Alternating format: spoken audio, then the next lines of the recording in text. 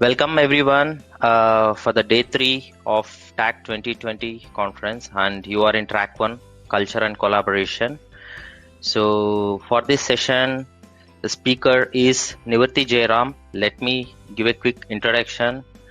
So he is a Vice President, Head of Transformation, Society General, Global Solution Center, and he is an accomplished leader, ICF accredited career and leadership transformation coach, and a global speaker, service veteran, and an UN peacekeeper with over 19 years of IT experience across industry sectors. And currently he is successfully leading enterprise transformation programs covering digital transformation, infrastructure modernization, business process transformation, payments transformation, agile, DevOps, microservices, and cloud technologies over the past 14 years. So with this, I'll hand over to Nivarthi Jairam. You can start. Yeah, thanks, Raja. So welcome everyone. It's pleasure to be here as part of Technical Agility Conference. And the talk today that I'm going to present is on creating high performance teams as part of organizational transformations, and if we have imposters within the team, how to address them. So thanks for the introduction again. So I'm Nivarthi Jairam, Head of Transformation with Society General, and my upcoming book, Unlearning: The Secret to Better Coaching Engagements, would be out possibly by end of this month. This is the first one of the series of books I'm publishing with my experience of coaching organizations and transforming organizations. So moving on to the topic. So when we talk about high performance team, as part of agile transformation of organizations, we like the organizations to be high performing, and that means it is imperative that we also create teams that are high performing so that the organization as a whole becomes high performing as well. We all know organization is about people, product, and processes. Mostly we address the process part and the product part as part of transformation, but we also need to bring focus on the organizational culture, which is driven more by people and how people interact and engage within an organization.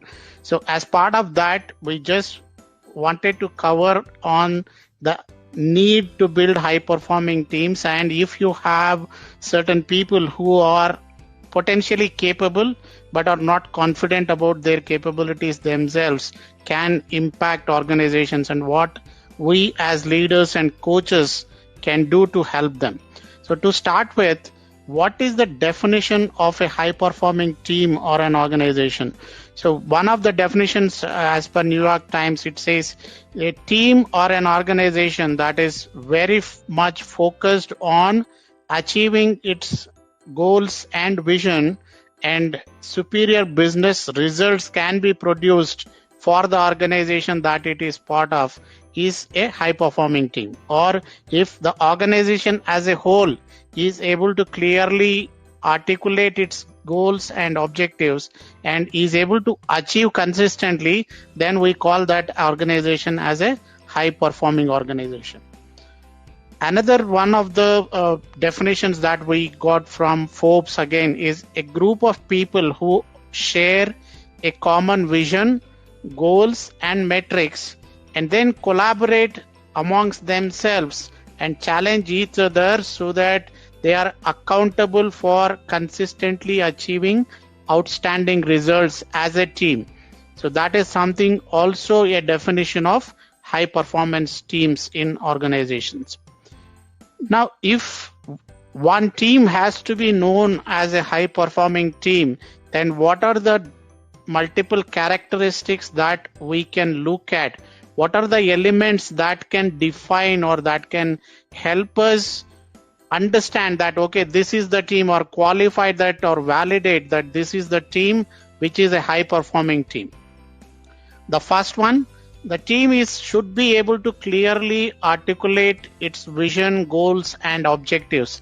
That means they should know what they are doing. They should know what they are expected to achieve and why they are doing it. Many times we know what we are doing, But when you talk to teams and try to understand, do you understand to which organizational strategy or objective you are contributing to, or the delivery that you are making is contributing to, then we don't essentially get the right answers from the team. Their knowledge or vision is primarily limited to their delivery in or the area that they are producing results for. They don't clearly understand the objectives at a tribe level or at a product level or at a portfolio level, and how it contributes to the overall organizational strategy, vision, and objectives. That is something which should be very clear for a high performing team. The second one, the team should be well empowered and should be autonomous. And this is something which is equally contributed not just by the team themselves, but also by the leadership within the team, beyond the team at a tribe level or a product level or even at an organization level. If the organizational leadership is not empowering or is not transformational, then the team cannot be high performing, because the team should be able to make their own decisions, should be empowered to define the how. While the leadership might define the why or what, the how should be able to be defined by the team themselves. So the autonomy and the empowerment of a team plays a very big role in them being high performing. If a team has to depend for every direction or every decision on the leadership, then it is kind of centralized leadership model, which does not help the team to be high performing. So that's the second element for us to look at. Now the third element, the team should be committed and accountable. Even in the definition we saw that the team has to be achieving outstanding business results consistently. If you are not accountable, or if you are not taking ownership and you are not committed to achieve whatever the goals you have defined as a shared objective for your team, because you are empowered to define those, then you will not be known as a high performing team. So it's important that we are committed and we take ownership for what we are delivering as a team. That is the third element. Now, problem solving. Again, the moment you are committed and you take ownership, you do everything within your power to be able to overcome the problems to deliver what is required. When you start looking at somebody else, or you wait for somebody to come and solve your problems, then you cannot be a high performing team, because there is a certain level of delay or dependence on the organizational structure or processes for you to be effective completely to the extent that you can be. So as a team, if you have to be high performing, you should be a team that could solve your own problems. Unanimous decision making, or you can also say shared decision making, which means as a team, once we make a decision, we all stick to the team. And in agile culture, if our mindset, if you talk about, there is a certain element called disagree and still commit.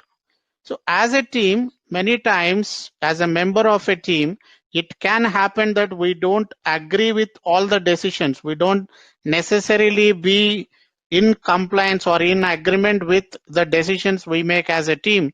But it's okay to put our point across, disagree with what is being made as a decision, but still we commit. Once we commit, then we stay committed.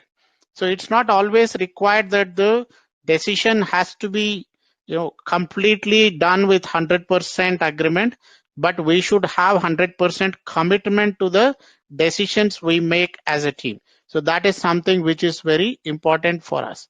And last but not the least, manage conflicts.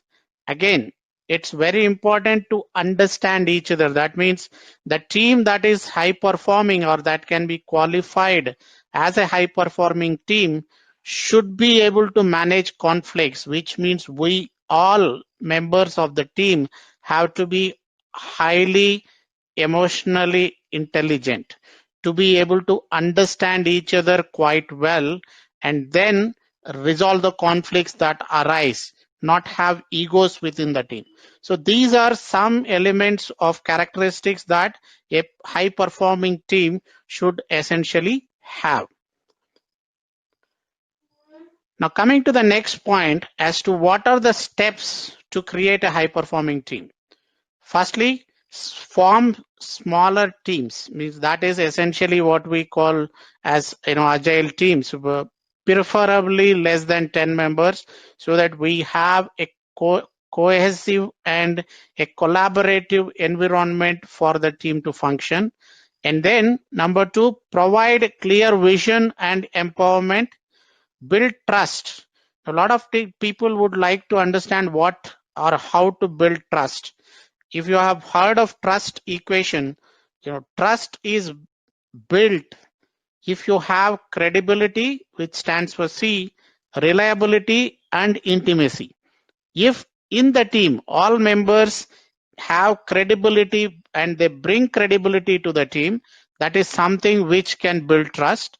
If each other, in every member of a team can rely on other person, you can rely on another person to deliver what he or she is committed to, then also the trust, it contributes to building of trust. And intimacy, how intimate we are, how understanding of each other we are, how close knitted we are as a group can build trust, can contribute to building of trust within the team. The biggest, I would say the negative factor in building trust is self-orientation. So always we should try and avoid looking at what's in it for me in everything we do within a team.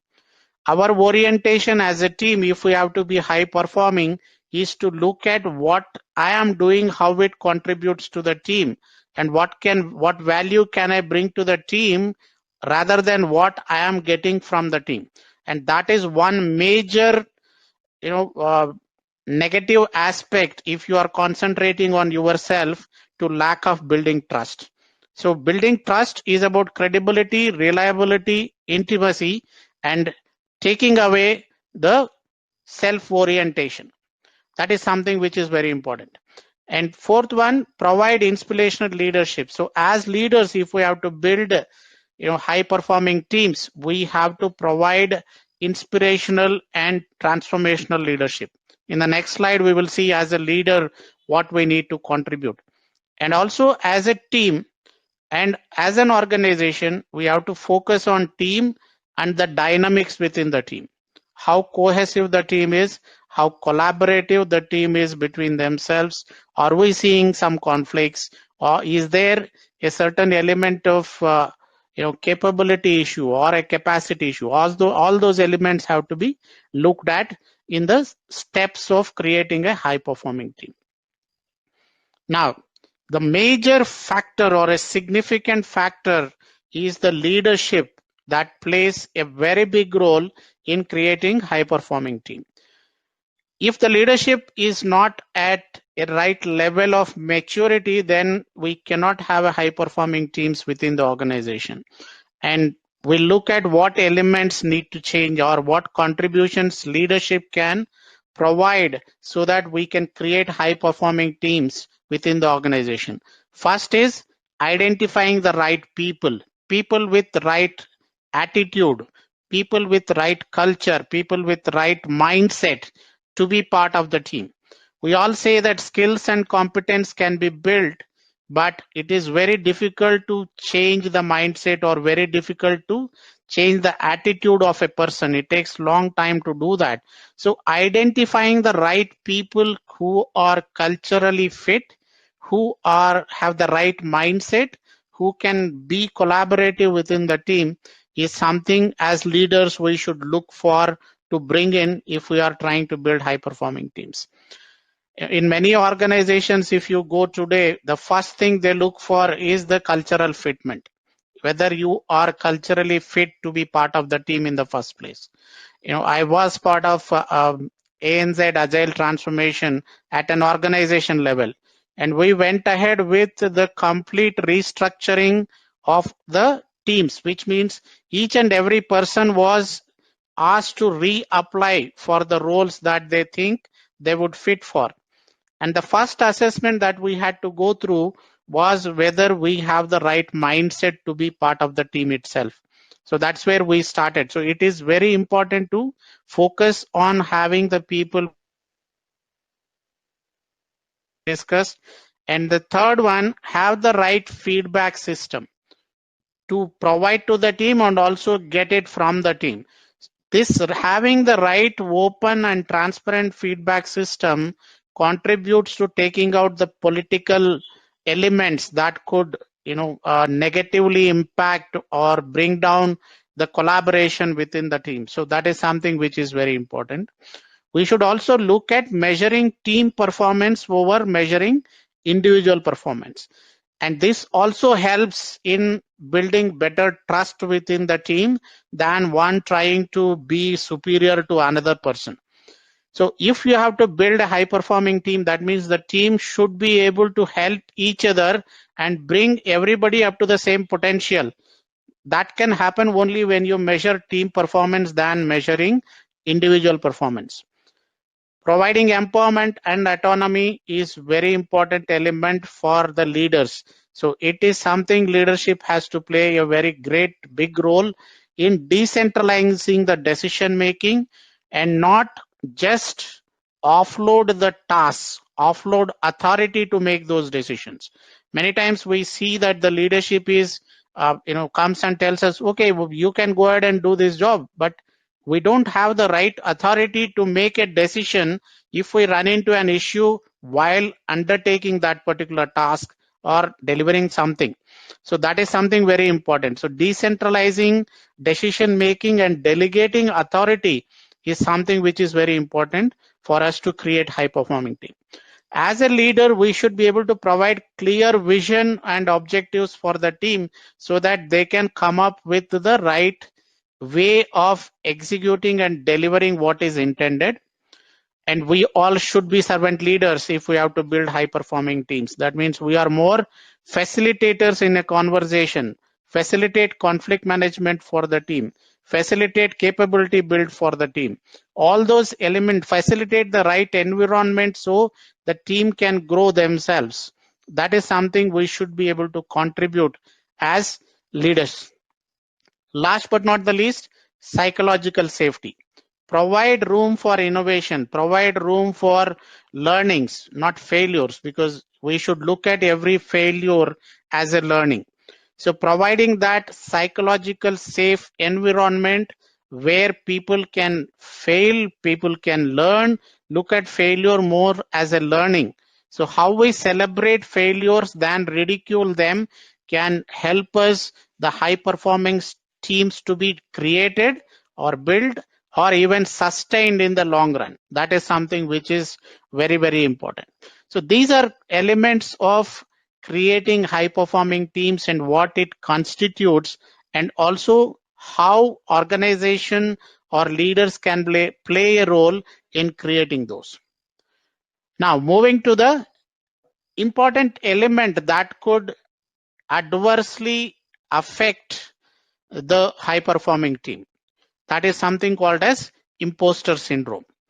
Imposter syndrome, what is imposter syndrome? And imposter syndrome is not something that came up today. It has been existing from long ago, and at every point in life or in some situation, each and every one of us act like imposters. Now what is imposter syndrome? It can be defined as a collection of feelings of inadequacy that persist despite evident success. That means there is a certain feeling that I don't belong to this particular place, even though I have succeeded, in this particular role for a long time. We might associate it to something as luck or contribution by the team or everything that has contributed for us to succeed except ourselves. And that is the feeling sometimes we have in different areas of our life or diverse areas of our life. Another definition, Jeff Watts, again in his book called The Coach's Casebook, which is a very great book for any agile coach or even agile team member to refer to. He talks about the feeling that we are not as good as others think and that we will be found out on any given day is also known as imposter syndrome, which means we ourselves, it's all self-doubt about our own capabilities, our own potential, our own ability to deliver. This is something which is effectively known as a imposter syndrome. Now let's look at what is the mindset the imposters will have, what goes on in their mind, how they think, if for us to be able to identify whether somebody is an imposter. That means somebody is not able to fully understand or be confident of his potential itself. The first one is fear of failure. Because they are not confident, see, for even to fail, you need to have confidence about yourself that, okay, I am ready to fail, but I will learn from this and grow. It is very important to have that confidence in yourself, your ability to overcome failure. Only then you will not fear failure. But these people who have that kind of imposter syndrome always fear failure because they are not even confident about their capability itself. The failure will again bring push them further down in the levels of imposterity. That is why they fear failure a lot. That is the first critical mindset of somebody being an imposter. Second, they have a feeling that they don't deserve appreciation. That means they don't feel, even if you go and say this is a great job done, they will feel that, okay, today they are appreciating me. What if tomorrow they find out I am not as capable as they think I am? So it's again the self-doubt that comes in. So they always feel that as individuals they don't deserve the appreciation for the effort that they make or for the results that they produce. This is another element of people being imposters. They attribute everything to luck. Even if they have succeeded in the most critical of environments or most complex deliveries as an individual, they still put it on luck. Okay, everything collaborated or everything fell in place for me to be successful. And they don't attribute it to their capability or what they have done. So that is another element which we have to be very conscious about when we look for imposters. This is another thing. So everything luck or the effort done by the people around them rather than themselves is looked at as the primary contributor for your success.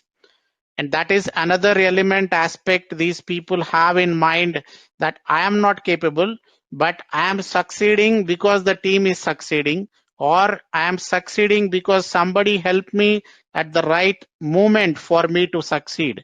Otherwise, if left alone to do something, I will not be as successful because I lack these capability to succeed. So that is something also very important for us to look at. They mostly are silent in conversations because they fear being ridiculed. They are not open to be vulnerable. So that is something which is very evident from somebody being an imposter. Somebody can be very wise as well who is silent, which is another extreme. But mostly people who are imposters, they try not participating in any conversations. They try to stay silent in a lot of conversations that we have within the team or within the organization. So these are certain mindsets that people who are imposters bring to the table. Now, what is the impact of having imposters within the team? How it can affect a high-performing team if we have imposters within the team? Because they are not confident about themselves, their deliveries could be impacted. What is their commitment? They might be very fearful even to commit. That means they are underperforming. And with having people who are underperforming to their potential will bring down the value proposition of the team itself. not just the individual. So that is something which we should be conscious about. It is a negative impact that could have on the team. Again, we talked about credibility, reliability within the team to build trust. If somebody you don't find reliable, that okay, whatever task is given to that person, whatever role that person has to play, whatever responsibilities that person has, if he or she is not in a state to fulfill those responsibilities, then that will impact the trust within the team. And if the trust is impacted, then there is no way you can have a high performing team. What that means, if you have people who lack trust, who do not bring right value proposition, the whole engagement factor within the team goes for a toss. And it mostly results in the high performing people leaving the team, because they like to be part of the team which is consistently achieving results, which is consistently delivering value to the customers who are outperformers. So that having imposters in the team might result in the high performing talent leaving the team. So that is something also to look at. The delivery predictability of the team also goes down. Of course it has to happen. It's a logical outcome from having people who cannot be relied upon to deliver what they are committed to. So these are some things which come out as impacts if you have imposters within your team. Now, being the leaders in the team, being a coach, agile coach, or being a scrum master that is associated with the team most of the times, what is that we can do? How we can help these people having imposter syndrome on how to overcome? First is to create awareness. A lot of people don't understand what imposter syndrome is. They don't even realize that they are imposters. That means they don't understand that they are acting in such a way that is impacting the team negatively, and also that their capabilities are well recognized and substantiated. So they don't even are aware that they are acting like imposters. So first step is to create awareness. Now, how you can do that? One of the elements you can look for is doing a 360-degree feedback, because people with imposter syndrome need that reassurance or reinforcement continuously, so that they can start slowly overcoming that, slowly understanding and realizing or building awareness of their own potential. So having a 360-degree feedback, getting the right kind of inputs which showcase the capabilities of the person, can definitely influence in people trying to overcome their imposter syndrome. Another good element that we could do, or tool we could use, is journaling. Journaling is a very positive element which can provide reinforcement through self. That means if you ask that person every day, try to put down what positive contributions you have done to the team. Every day, what is the small contribution that you have done to the team, which starts building the confidence on his capabilities or her capabilities to deliver or to bring value to the team, to realize, to build that awareness, be conscious on day-to-day basis about what they bring to the table, how they have helped somebody overcome certain issues. These elements come out through journaling. So every day, if you start asking those kind of people to go back and write down at the end of the day what positive contributions they made to the team, that can be very reinforcing to their confidence, reinforcing to their capabilities, which could help them overcome that. And again, have one-to-one conversations, mostly because they would be silent in the team conversations or group conversations. This is best addressed in a one-to-one meetings with the team member. So this is something you can have as a coach, as a leader, or as a scrum master. Look out for opportunities or create opportunities to have one-to-one conversations and keep highlighting what positive elements they bring to the table, what you have seen in them, what differentiators they bring, what is the uniqueness within themselves that they are bringing to the table. This could be very helpful in them coming out with out of this imposter syndrome. And the last thing, keep looking out for the hippo effect when the team conversations are happening. It always happens that mostly the highly outspoken individual or even highly impactful or influential person always keeps talking. And as coaches, as leaders, as scrum masters, we need to be vigilant, we need to be present and be aware, be conscious of who is not speaking, and try to give them opportunities, sometimes even try to push them to be part of the conversations, to bring their views. Even a small agreement or disagreement to a certain proposition made can be a very good start. So we need to watch out for this hippo effect within the team and keep looking out or keep creating opportunities for the imposters within the team to be able to highlight or to be able to contribute what they bring to the table, what is their point of view, and help them overcome this. So imposter syndrome, while it is very invisible, it could very adversely impact the individual and also the organization. So it is very important to be on the lookout for people with this imposter syndrome, and it is not something which you cannot come out of, but having that awareness is the first step. As cultural transformation plays a very significant part in organizations being successful in their transformation journey and also sustaining the transformation outcomes that we always look for. And transformation is something which goes on continuously. So it is imperative we have high performing teams, and it will happen that we will have one or two members who are having or who are impacted by this imposter syndrome.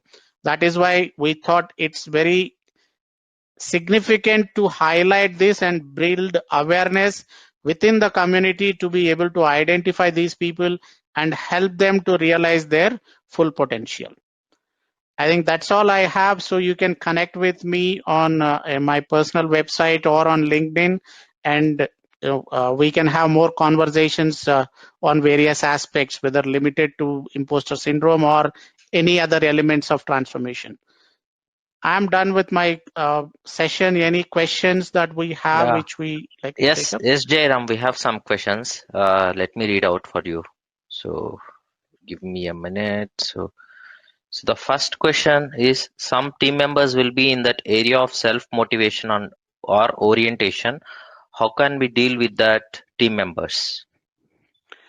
Yes, there will always be self-orientation, so the certain element, but what we need to look for is it impacting the team? That is number one. Number two, self-orientation also comes through the where we are brought up, the environment that we have created, or the earlier organizations where we have worked, because not every organization is agile. So we have people coming in from different parts of the world, coming into from different cultures.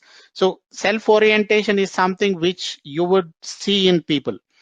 That is where creating shared objectives and measuring team performance versus measuring or rewarding individual performance is a great step in helping people to be more looking at what we as team are delivering. And the leadership also should look at not looking at individual contributions and look at overall holistic view of how the team is contributing. That is something which can definitely help overcome self-orientation. And mostly the reward system needs to change in organizations for us to really move from self-orientation to team orientation. That is something which we should really look for, how you reward people as a team and then let them be autonomous to distribute or identify who are the key contributors and how they can bring in value as a team. And major element, another aspect is whenever an issue arises, most of the time we focus on who has created that issue than why that issue came up. So it could, if you are focusing on who has created that issue, automatically you are promoting self-orientation rather than looking at the issue as a problem. You are looking at a person as a problem. That is another element we can probably take out as a team or as a leader. Look at what has gone wrong than who has done wrong. That is another thing I would recommend. Okay. So thank you. So next two questions are slightly related to rewards and feedback. So first question is how appraisal cycles can be taken care when we are doing team performance measurement. And next question is similarly, I mean, it's related to this. So the next question is how often do you take the feedback or measure the team's performance? Do you use any tools or did you design a survey?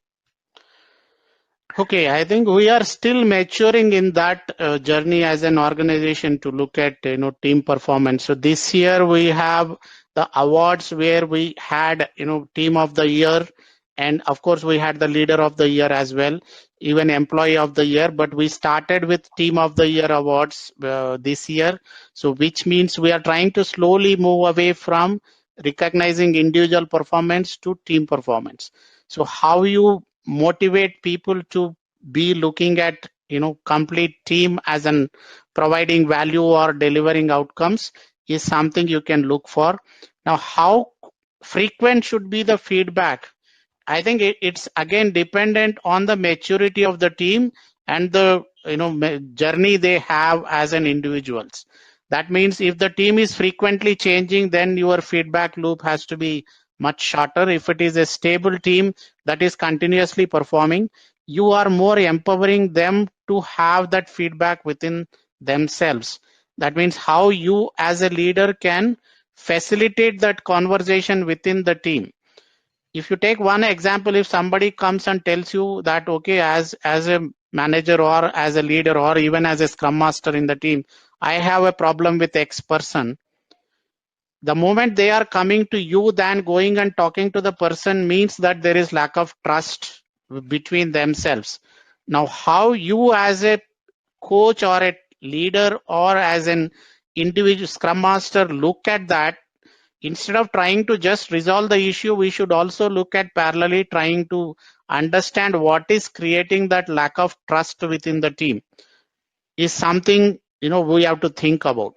These elements can contribute to building or taking out even the earlier element of self orientation and moving to overall team performance and team rewards. Okay, fine. So the main question is, do you use any tools or any surveys to take feedback or measure team's performance? Team's performance will be quite visible when you are looking at what they are delivering in the context of commitment. So if the delivery predictability is higher, that means the team performance is higher. We don't necessarily compare team performances based on velocity or something. We don't even measure velocity, because velocity can be impacted by a lot of elements: business participation, how many people are in the team, how many contributors, what is the capacity of the team at certain given point in time. So all those elements could be something which we can impact velocity. So business value delivered is something which we really look for. Delivery predictability is another one. So these are the two things which we look at very closely, measuring team performance. Okay, thank you. So the next question is, can you share your thoughts on the role played by a people leader, coach, scrum master on realizing and dealing with imposter syndrome? I think I did cover in the last slide. So it's very important for coaches, because our scrum masters are leaders.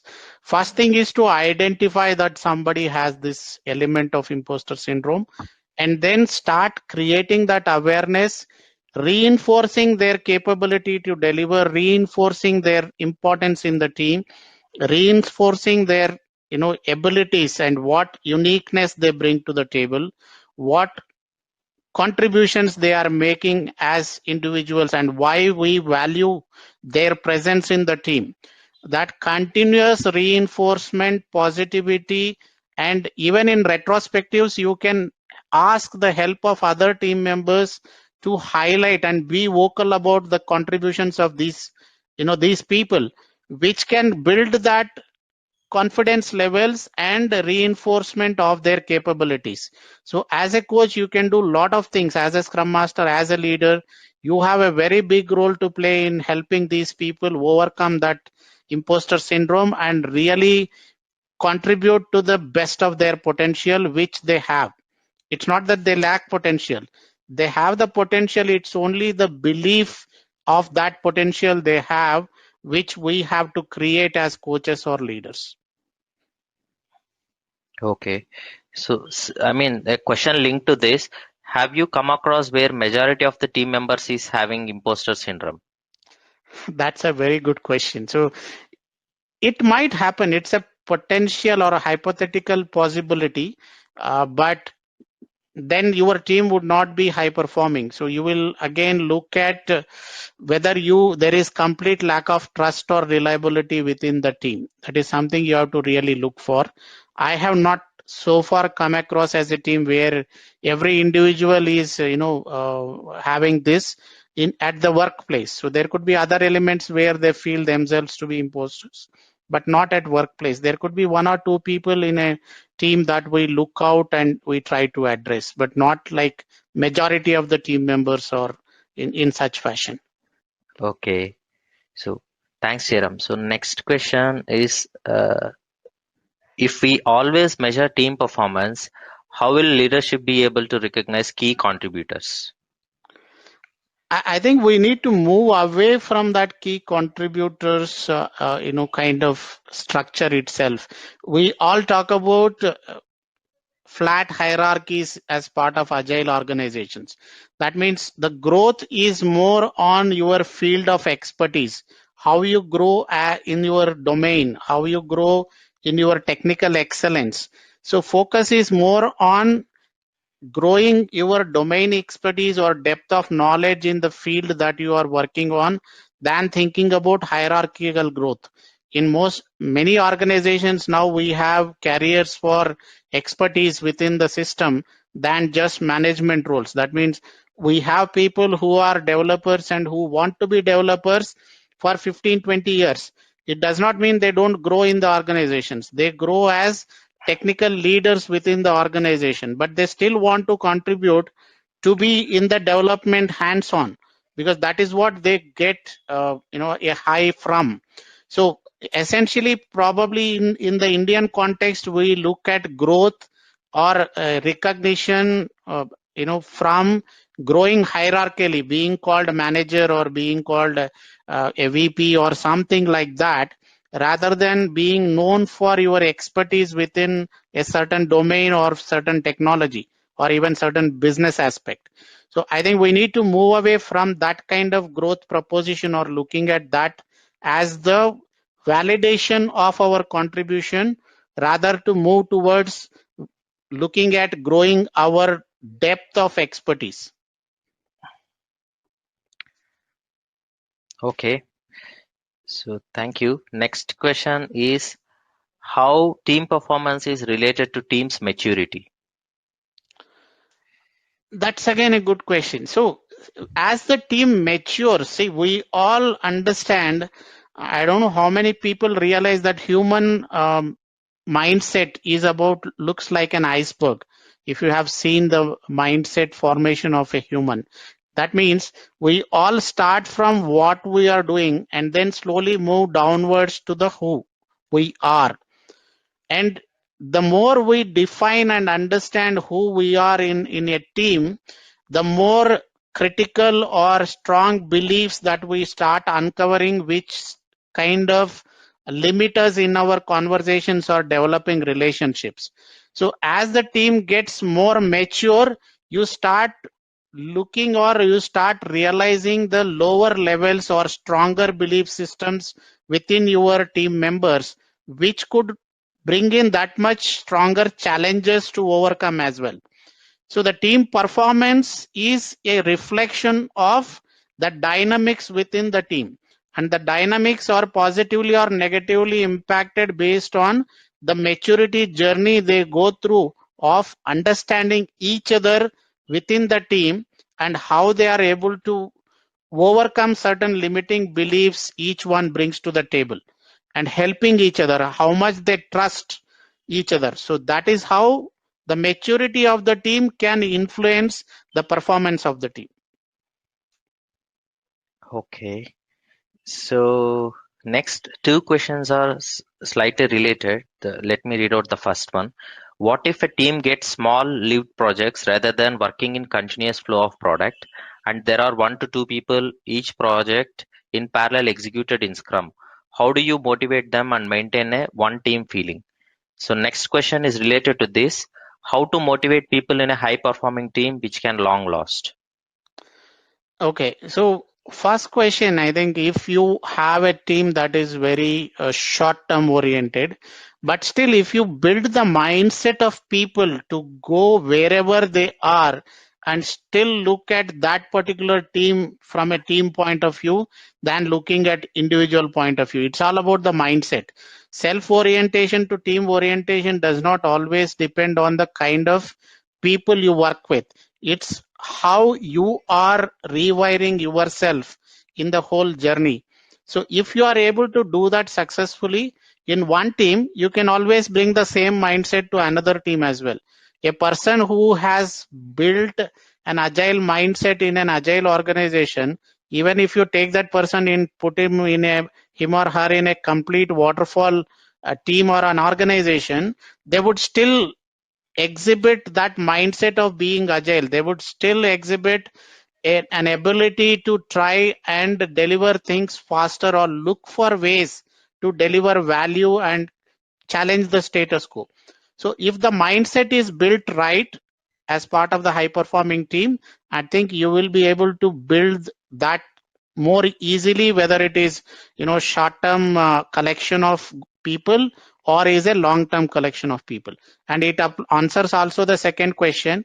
If you have to sustain teams to be high performing, then you have to build the right mindset and right culture within the individuals who are part of that team. Okay. So last question. So this question is, if a team member believes that he or she is already organized, doesn't need a team leader for them, how do a leader handle this situation? That's a good thing, but if it is just one individual, then you have to probably challenge that individual and help that individual understand from that person as to why he or she feels the way that person is feeling. And if that whole team feels that they don't need a leader, that's a perfect place to be in. That means you have succeeded as a leader to make yourself dispensable. You have delegated every decision to the team so that they feel there is no need for your contribution, which is perfectly fine. But if it is one individual, that means we have to understand whether that individual is trying to become a leader of the team. Is that person trying to impose upon others within the team? That is something we have to look for. Okay. So since we have only 1 more minute, let me take a last question. So how team will move gradually towards growth mindset? Again, I think there is no 100% growth mindset person in the world. Okay, we all have certain fixed mindset in certain area of our life. Now, at workplace, how you can continuously be growth minded, that depends on, again, leadership, how we look at people, and organization, how empowering the organization is, how much we are able to provide opportunities for people to grow themselves. When I say grow, again, not just in hierarchy, but to achieve whatever their full potential is.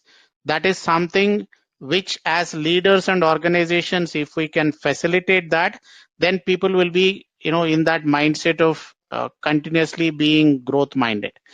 But there is no person who can say that, okay, I am 100% growth mindset. That I have not seen anybody so far. We all will be having certain fixed mindset in certain aspects of our life or certain practices of our life. But at workplace or majority, you can think about being growth minded. So that is something we can definitely look for. Okay, so I think that's all. Thanks to all the participants who has joined this track, and thanks Jairam for providing us great insights on creating high performance teams. It's a great Okay, session. thank you everyone. Have a great time. Thank you. Bye. Okay, so participants, the next session is starting at 5:55. You can join any of the three tracks. Okay, thanks everyone. Thank Bye. you. Bye. Bye.